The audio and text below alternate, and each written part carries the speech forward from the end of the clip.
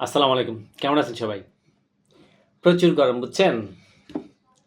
এই প্রচুর গরমে আজকে পান্তা ভাত খাবো।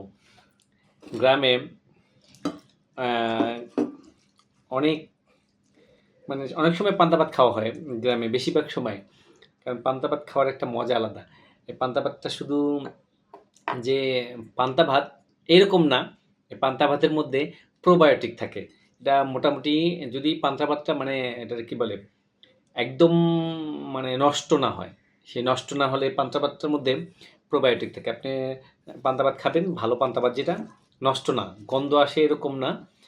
পানি দেওয়া ভাত খাবেন, তাহলে দেখবেন যে আপনার আ যাদের মধ্যে ইমিউন সিস্টেম দুর্বল, পান্তা ভাতে প্রোবায়োটিক থাকে। এই প্রোবায়োটিকটা তার ইমিউন সিস্টেমকে বিল্ড আপ করবে।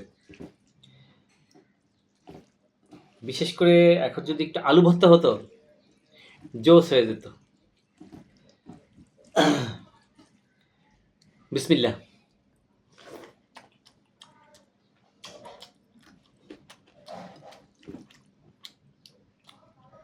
পান্তা ভাতে আমার লবণ কিন্তু বেশি লাগে।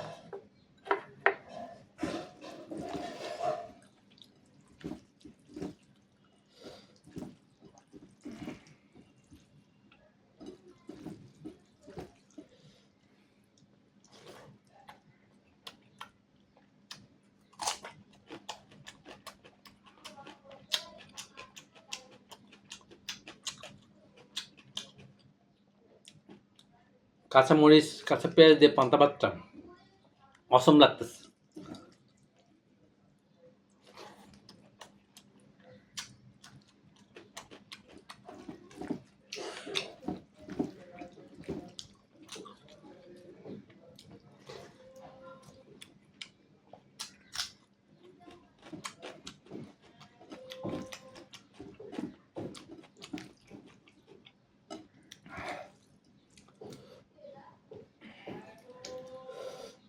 সাথে আমি আমার ডিম সিদ্ধ একটু পছন্দ করি।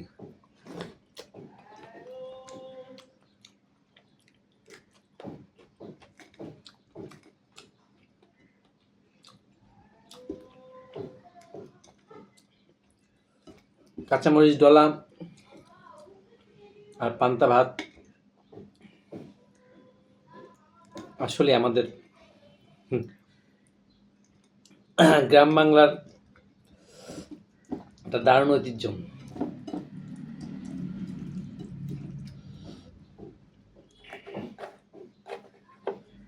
শহরের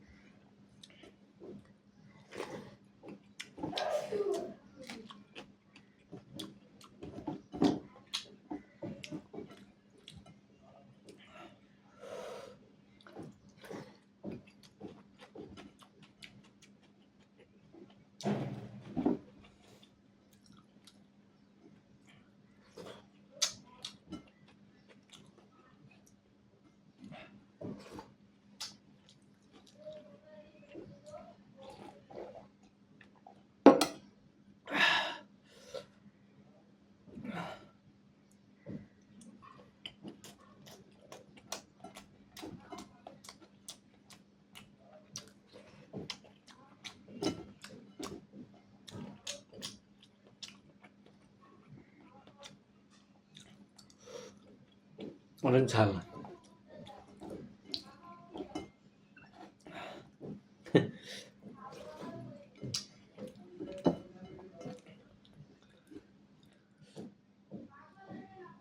খাওয়ান শেষ হয়ে গেছে, কপাল ভালো আমার মামা আসছে। খাওয়ান শেষ, উল্টাপাল্টা কথা বলবে না। দারুণ লাগতেছে, বুঝছেন?